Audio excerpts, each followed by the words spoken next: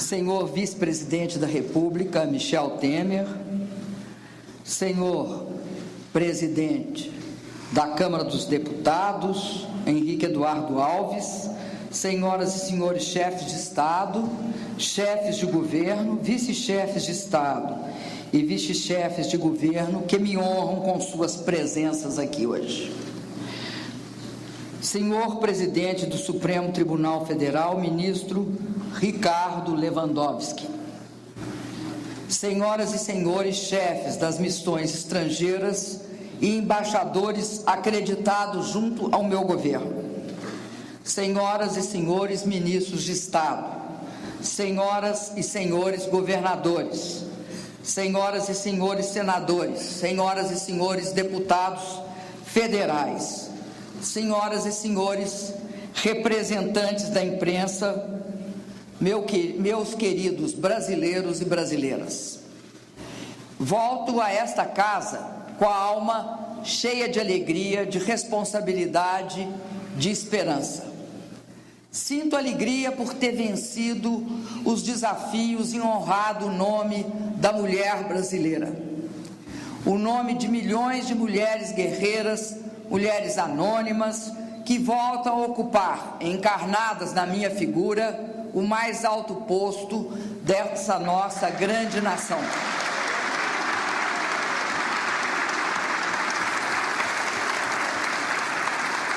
Encarno também outra alma coletiva, que amplia ainda mais a minha responsabilidade e a minha esperança. O projeto de nação, que é detentor do mais profundo e duradouro apoio popular da nossa história democrática.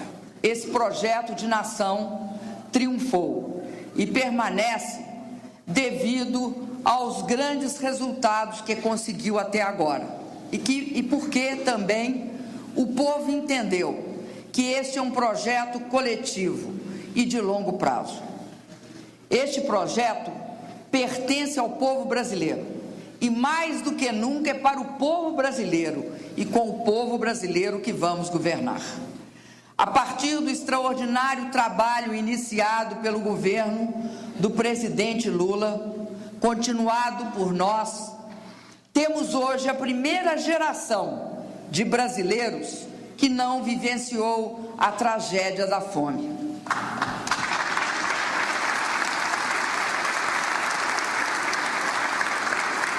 Resgatamos 36 milhões da extrema pobreza e 22 milhões apenas em meu primeiro governo. Nunca tantos brasileiros ascenderam às classes médias. Nunca tantos brasileiros conquistaram tantos empregos com carteira assinada. Nunca o salário mínimo e os demais salários se valorizaram por tanto tempo e com tanto vigor. Nunca tantos brasileiros se tornaram donos de suas próprias casas. Nunca tantos brasileiros tiveram acesso ao ensino técnico e à universidade. Nunca o Brasil viveu um período tão longo sem crises institucionais. Nunca as instituições foram tão fortalecidas e respeitadas. E nunca se apurou e puniu com tanta transparência a corrupção.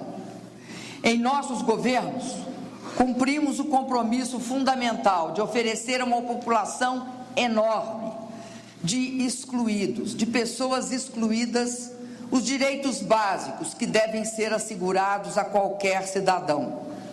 O direito de trabalhar, de alimentar a sua família, de educar e acreditar em um futuro melhor para seus filhos. Isso que era tanto para uma população que tinha tão pouco, tornou-se pouco para uma população que conheceu, enfim, governos que respeitam e que a respeitam e que realmente se esforçam para protegê-la. A população quis que ficássemos porque viu o resultado do nosso trabalho compreendeu as limitações que o tempo nos impôs e concluiu que podemos fazer muito mais. O recado que o povo brasileiro nos mandou não foi só de reconhecimento e de confiança, foi também um recado de quem quer mais e melhor. Por isso, a palavra mais repetida na campanha foi mudança e o tema mais invocado foi reforma. Por isso eu repito hoje, nessa solenidade de posse, perante as senhoras e os senhores: fui reconduzida à presidência para continuar as grandes mudanças do país e não trairei este chamado. O povo brasileiro quer mudanças, quer avançar e quer mais. É isso que também eu quero. É isso que vou fazer com destemor, mas com humildade, contando com o apoio desta casa e com a força do povo brasileiro. Este ato de posse é, antes de tudo, uma cerimônia de reafirmação e ampliação de compromissos. É a inauguração de uma nova etapa nesse processo histórico de mudanças sociais no Brasil. Faço questão também de renovar nesta casa meu compromisso de defesa permanente e obstinada da Constituição, das leis, das liberdades individuais, dos direitos democráticos, da mais ampla liberdade de expressão e dos direitos humanos. Queridos brasileiros e brasileiras, em meu primeiro mandato, o Brasil alcançou um feito histórico. Superamos a extrema pobreza, mas, como eu disse, e sei que é a convicção e a expectativa de todos os brasileiros, o fim da miséria é apenas um começo. Agora é a hora de prosseguir com o nosso projeto de novos objetivos. É hora de melhorar o que está bom, corrigir o que é preciso e fazer o que o povo espera de nós. Sim, neste momento, ao invés de simplesmente garantir o mínimo necessário, como foi o caso ao longo da nossa história, temos agora que lutar para oferecer o máximo possível. Vamos precisar, governo e sociedade, de paciência, coragem, persistência, equilíbrio e humildade para vencer os obstáculos. E venceremos esses obstáculos. O povo brasileiro quer democratizar cada vez mais a renda, o conhecimento e o poder.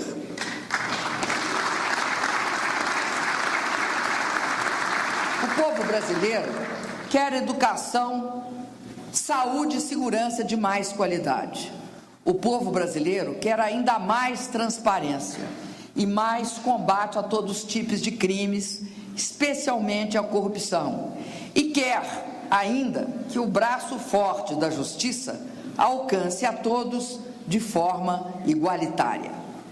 Eu não tenho medo de encarar esses desafios, até porque sei que não vou enfrentá-los sozinha, não vou enfrentar esta luta sozinha. Sei que conto com o apoio dos senhores e das senhoras parlamentares, legítimos representantes do povo neste Congresso Nacional. Sei que conto com o apoio do meu querido vice-presidente Michel Temer, parceiro de todas as horas. Sei que conto com o esforço dos homens e mulheres do Judiciário. Sei que conto com o forte apoio da minha base aliada, de cada liderança partidária de nossa base e com os ministros e as ministras que estarão, a partir de hoje, trabalhando ao meu lado pelo Brasil.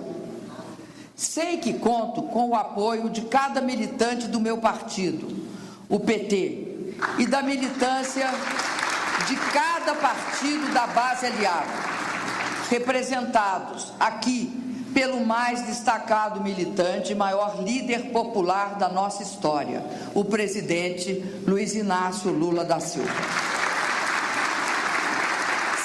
Conto com o apoio dos movimentos sociais e dos sindicatos e sei o quanto estou disposta a mobilizar todo o povo brasileiro nesse esforço para uma nova arrancada do nosso querido Brasil. Assim como provamos que é possível crescer e distribuir renda, vamos provar que se pode fazer ajustes na economia sem revogar direitos conquistados ou trair compromissos sociais assumidos. Vamos provar que depois de fazermos políticas sociais que surpreenderam o mundo, é possível corrigir eventuais distorções e torná-las ainda melhores. É inadiável também implantarmos práticas políticas mais modernas, éticas e, por isso mesmo, mais saudáveis. É isso que torna urgente e necessária a reforma política. Uma reforma profunda que é responsabilidade constitucional desta Casa, mas que deve mobilizar toda a sociedade na busca de novos métodos e novos caminhos para a nossa vida democrática. Reforma política que estimule o povo brasileiro a retomar seu gosto e sua admiração pela política. Queridas brasileiras e queridos brasileiros, neste momento solene de posse, é importante que eu detalhe algumas ações e atitudes concretas que vão nortear nosso segundo mandato. As mudanças que o país espera para os próximos 4 anos dependem muito da estabilidade e da credibilidade da economia. Isso para nós todos não é novidade. Sempre orientei minhas ações pela convicção sobre o valor da estabilidade econômica, da centralidade do controle da inflação e do imperativo da disciplina fiscal, e a necessidade de conquistar e merecer a confiança dos trabalhadores e dos empresários. Mesmo em meio a um ambiente internacional de extrema instabilidade e incerteza econômica, o respeito a esses fundamentos econômicos nos permitiu colher resultados positivos. Em todos os anos do meu primeiro mandato, a inflação permaneceu abaixo do teto da meta e assim vai continuar. Na economia, temos com o que nos preocupar, mas também temos o que comemorar. O Brasil é hoje a 7ª economia do mundo, o 2º maior produtor exportador agrícola, o 3º maior exportador de minério, o 5º país que mais atrai investimentos estrangeiros, o 7º país em acúmulo de reservas cambiais e o 3º maior usuário de internet. Além disso, é importante notar que a dívida líquida do setor público é hoje menor do que no início do meu mandato. As reservas internacionais estão em patamar histórico na casa dos 370 bilhões de dólares. Os investimentos estrangeiros diretos atingiram, nos últimos anos, volumes recordes. Mais importante, a taxa de desemprego está nos menores patamares já vivenciados na história de nosso país. Geramos 5.800.000 empregos formais em um período em que o mundo submergia no desemprego. Porém, queremos avançar ainda mais e precisamos fazer mais e melhor.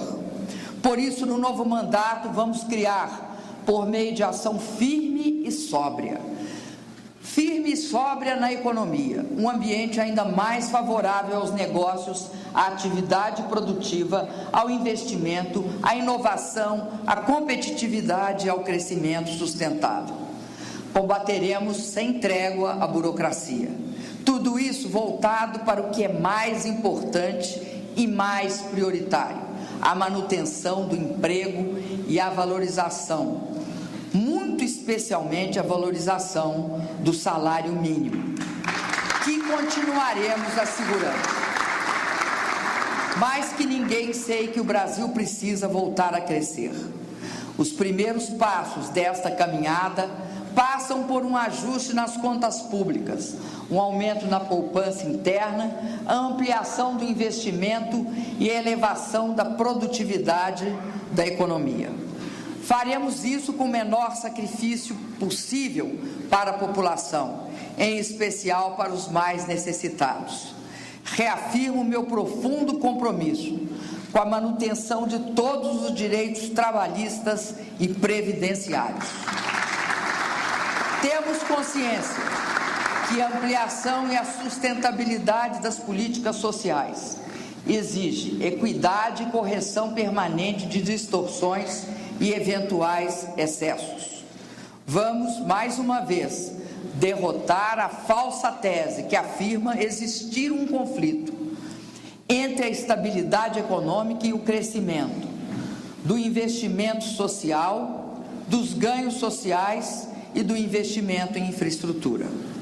Ao falar dos desafios da nossa economia, faço questão de deixar uma palavra aos milhões de micro e pequenos empreendedores do Brasil.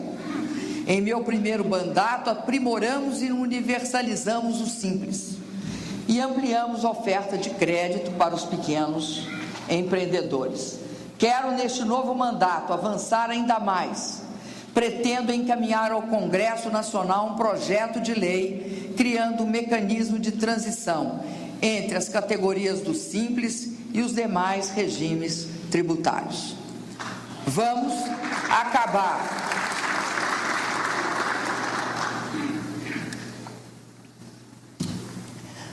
acabar com o abismo tributário que faz os pequenos negócios terem medo de crescer.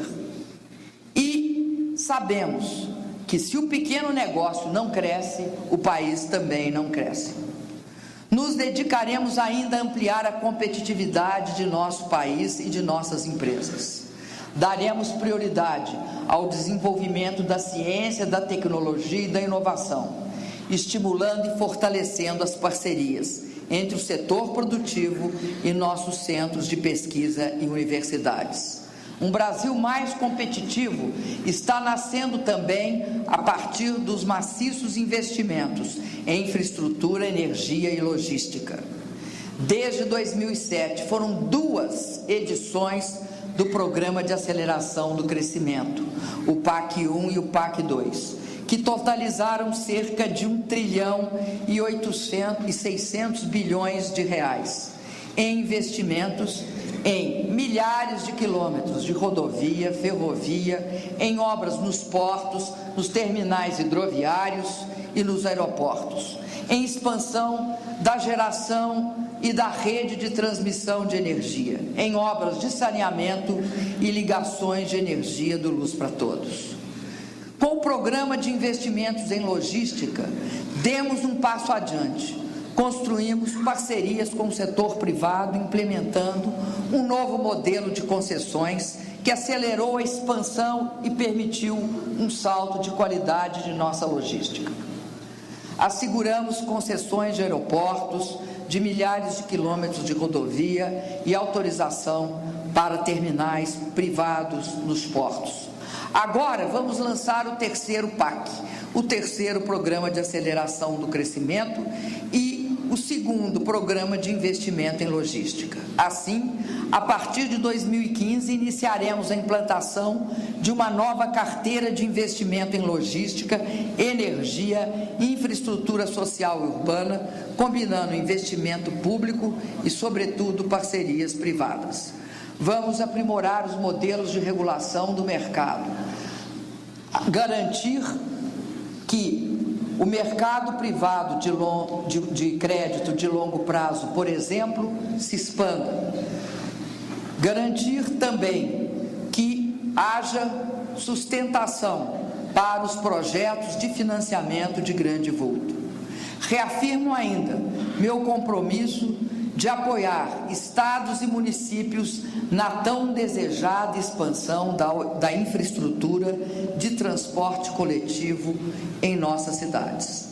Está em andamento, na realidade, uma carteira de 143 bilhões de reais em obras de mobilidade urbana por todo o Brasil.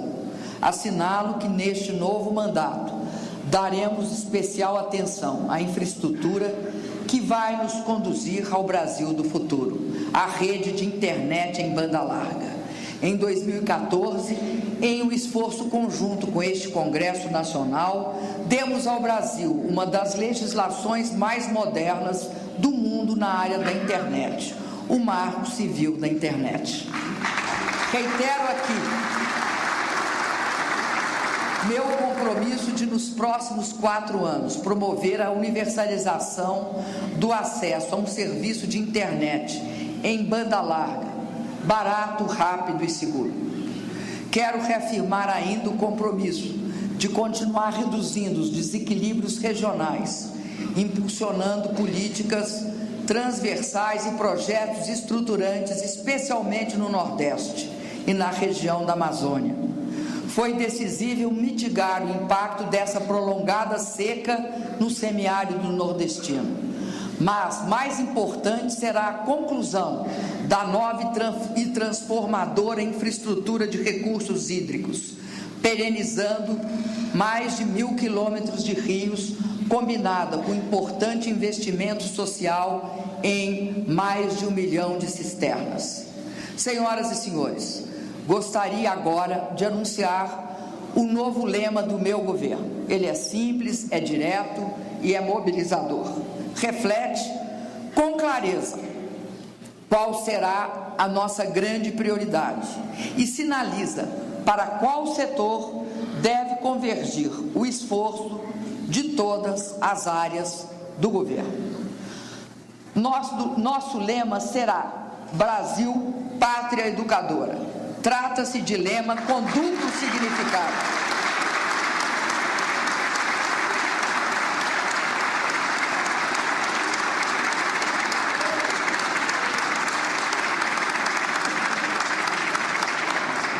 Ao bradarmos Brasil, Pátria Educadora, estamos dizendo que a educação será a prioridade das prioridades, mas também que devemos buscar em todas as ações do governo um sentido formador, uma prática cidadã, um compromisso de ética e um sentimento republicano. Só a educação liberta um povo e lhe abre as portas de um futuro próspero.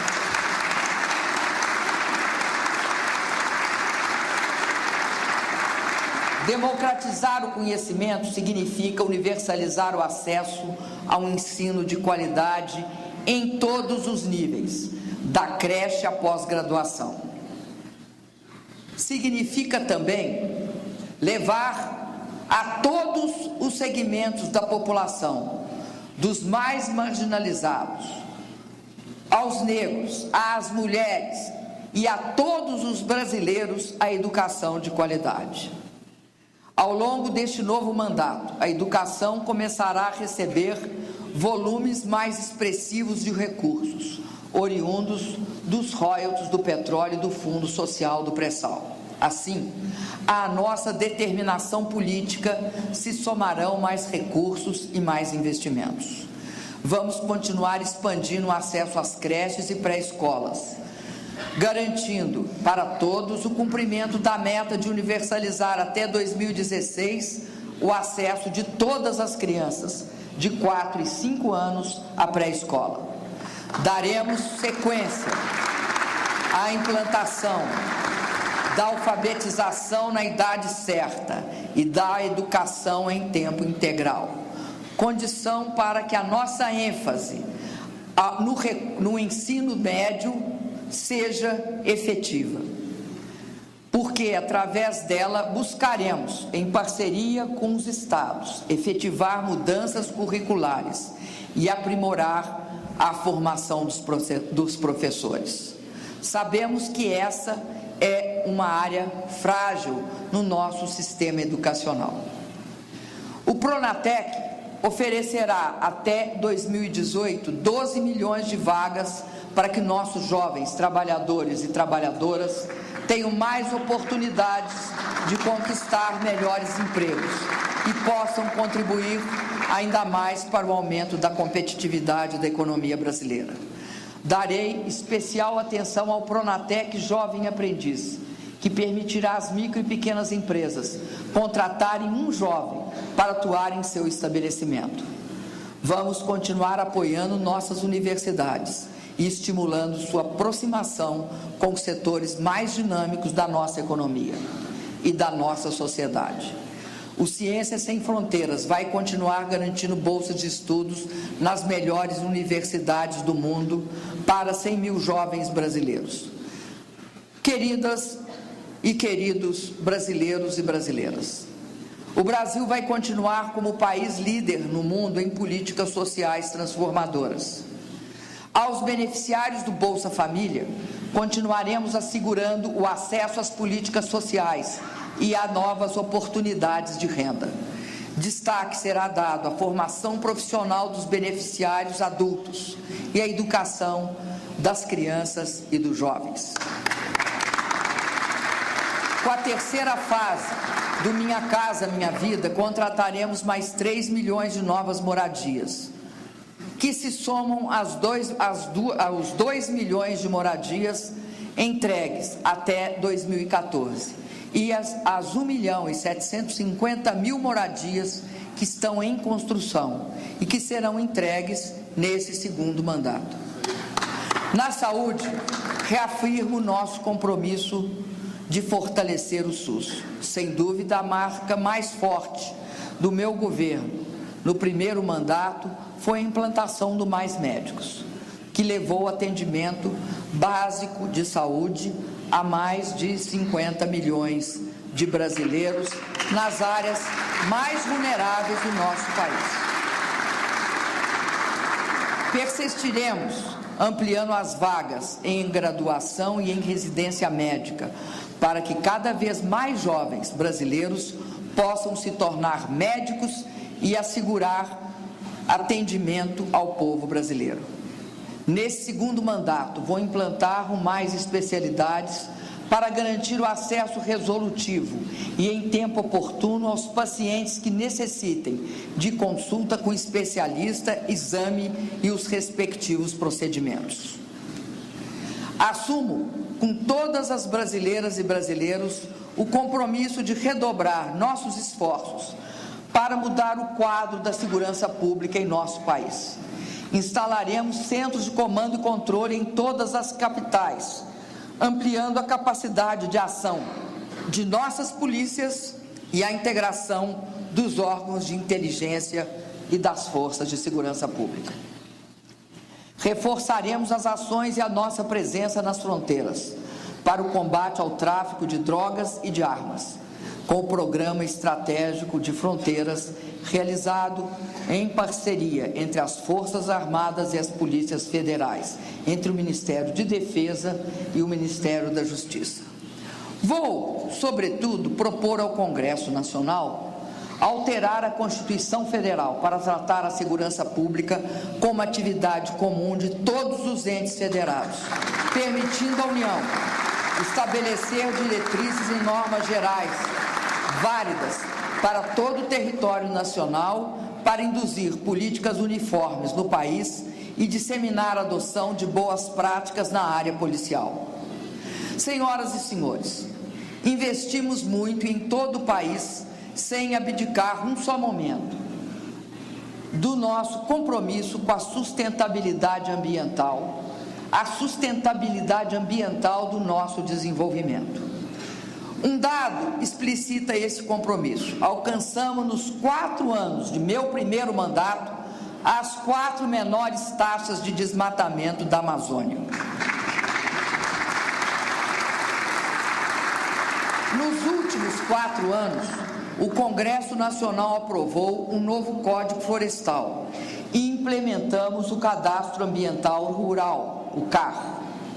Vamos aprofundar a modernização de nossa legislação ambiental e, já a partir desse ano, nos engajaremos fortemente nas negociações climáticas internacionais, para que nossos interesses sejam contemplados no processo de estabelecimento dos parâmetros globais de redução de emissões. Nossa inserção soberana na política internacional continuar sendo marcada pela defesa da democracia, pelo princípio de não intervenção e respeito à soberania das nações, pela solução negociada dos conflitos, pela defesa dos direitos humanos e pelo combate à pobreza e às desigualdades, pela preservação do meio ambiente e pelo multilateralismo. Insistiremos na luta pela reforma dos principais organismos multilaterais, cuja governança hoje não reflete a atual correlação de forças global. Manteremos a prioridade América do Sul, América Latina e Caribe, que se traduzirá no empenho em fortalecer o Mercosul, a Unasul e a Comunidade dos Países da América Latina e do Caribe, CELAC, sem discriminação de ordem ideológica. Agradeço, inclusive, a presença de meus queridos colegas e governantes da América Latina aqui presentes.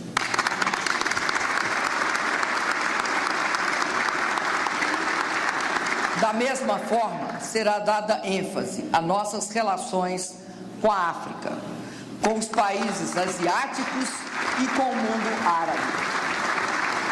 Com os BRICS, nossos parceiros estratégicos globais, China, Índia, Rússia e África do Sul, avançaremos no comércio, na parceria científica e tecnológica, nas ações diplomáticas e na implementação do Banco de Desenvolvimento dos BRICS e na implementação também do Acordo Contingente de Reservas. É de grande relevância aprimorarmos nosso relacionamento com os Estados Unidos por sua importância econômica, política, científica e tecnológica, sem falar no volume de nosso comércio bilateral. O mesmo é válido para nossas relações com a União Europeia e com o Japão, com os quais temos laços fecundos. Em 2016, os olhos do mundo estarão mais uma vez voltados para o Brasil, com a realização das Olimpíadas. Temos certeza que, mais uma vez, como aconteceu na Copa, vamos mostrar a capacidade de organização do Brasil e agora, numa das mais belas cidades do mundo, o nosso Rio de Janeiro.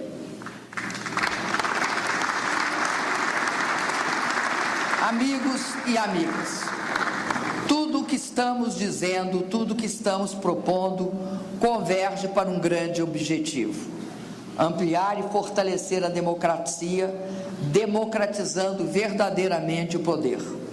Democratizar o poder significa lutar pela reforma política, ouvir com atenção a sociedade e os movimentos sociais e buscar a opinião do povo para reforçar a legitimidade das ações do Executivo. Democratizar o poder significa combater energicamente a corrupção. A corrupção rouba o poder legítimo do povo. A corrupção ofende e humilha os trabalhadores, os empresários e os brasileiros honestos e de bem. A corrupção deve ser extirpada. O Brasil sabe que jamais compactuei com qualquer ilícito ou mal feito.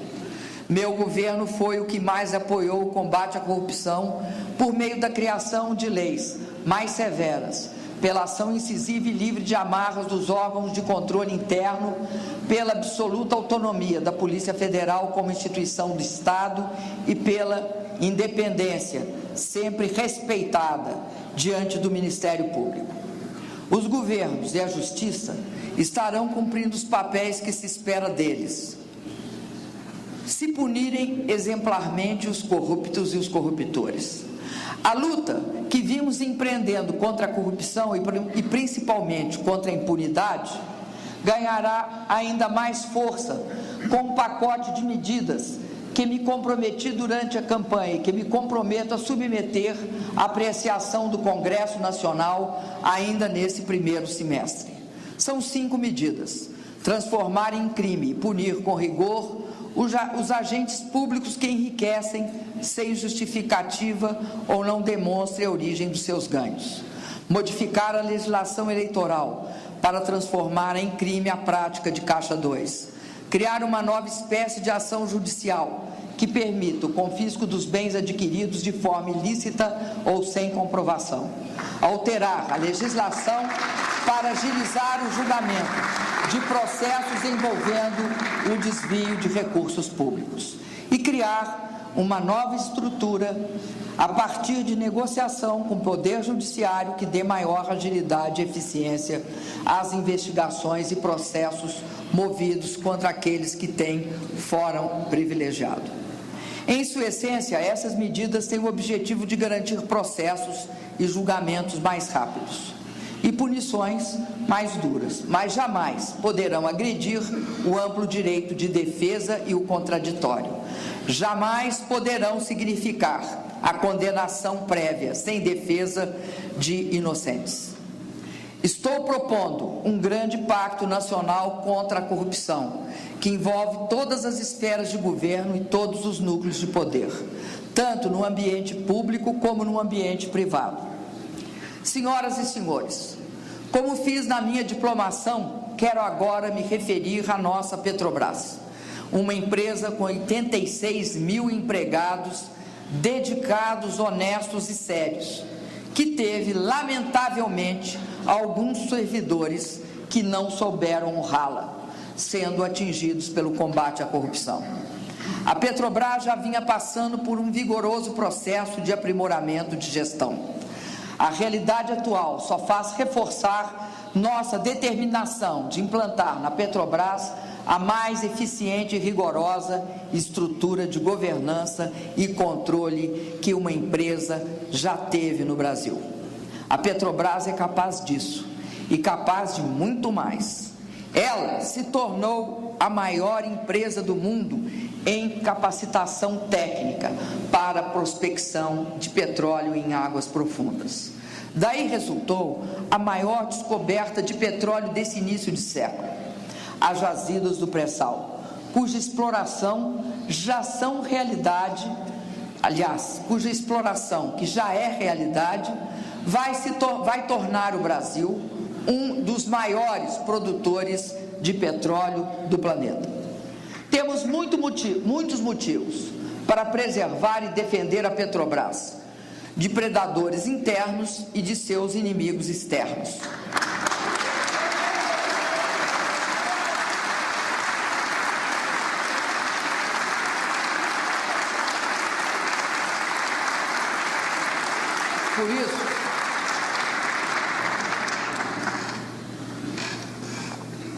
Por isso, vamos apurar com rigor tudo de errado que foi feito e fortalecê-la cada vez mais. Vamos, principalmente, criar mecanismos que evitem que fatos como estes possam voltar a ocorrer.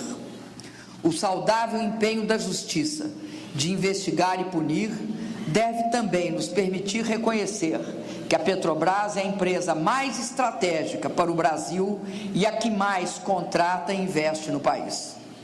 Temos, assim, que saber apurar e saber punir, sem enfraquecer a Petrobras, nem diminuir a sua importância para o presente e para o futuro. Não podemos permitir que a Petrobras seja alvo de um cerco especulativo, de interesses contrariados com a adoção do regime de partilha e da política de conteúdo nacional.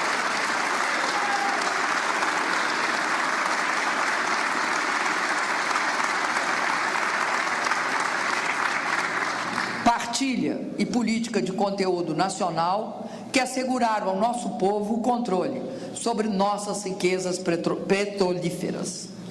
A Petrobras é maior do que quaisquer crises e, por isso, tem capacidade de superá-las e delas sair mais forte.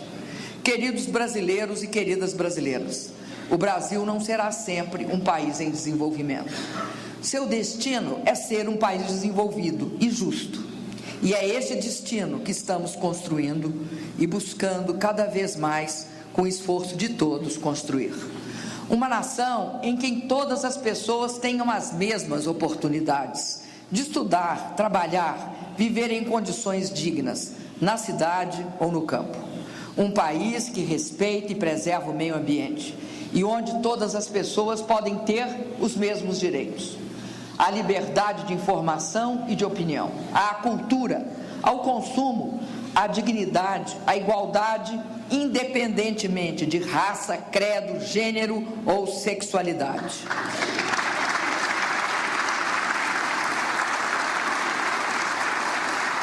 Dedicarei obstinadamente todos os meus esforços para levar o Brasil a iniciar um novo ciclo histórico de mudanças, de oportunidades e de prosperidade, alicerçado no fortalecimento de uma política econômica estável, sólida, intolerante com a inflação e que nos leve a retomar uma fase de crescimento robusto e sustentável, com mais qualidade nos serviços públicos.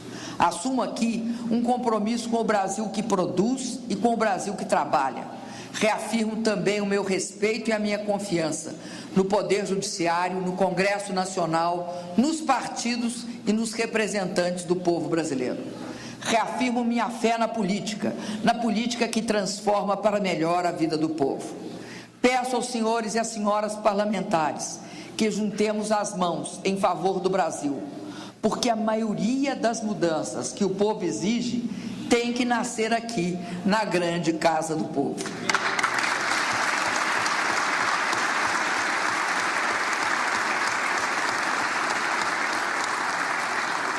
Meus amigos e minhas amigas, já estive algumas vezes um pouco perto da morte, e dessas situações saí uma pessoa melhor e mais forte.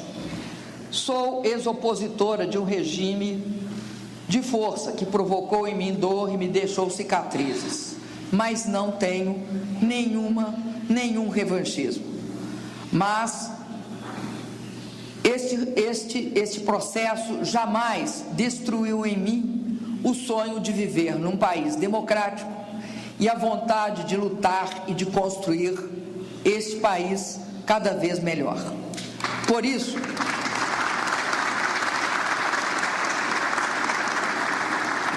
sempre me emociono ao dizer que eu sou uma sobrevivente. Também enfrentei doenças, mas, se me permitem, quero dizer mais. Pertenço a uma geração vencedora, uma geração que viu a possibilidade da democracia no horizonte e viu ela se realizar.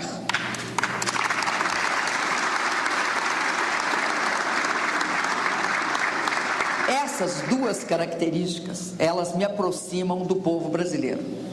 Ele também é um sobrevivente e um vitorioso, que jamais abdica dos seus sonhos. Luta para realizá-los. Deus colocou em meu peito um coração cheio de amor pela minha pátria. Antes de tudo, o que a música cantava, um coração valente. Não é que a gente não tem medo de nada, a gente controla o medo. Um coração que dispara no peito com a energia do amor, do sonho e, sobretudo, com a possibilidade de construir um Brasil desenvolvido. Eu não tenho medo de proclamar para vocês: nós vamos vencer todas as dificuldades, porque temos a chave para vencê-las. Vencer todas as dificuldades. Esta chave pode ser resumida num verso, e esse verso tem, de uma certa forma, sabor de uma oração, que diz o seguinte: o impossível se faz já, só os milagres ficam para depois. Muito obrigado. Viva o Brasil e viva o povo brasileiro.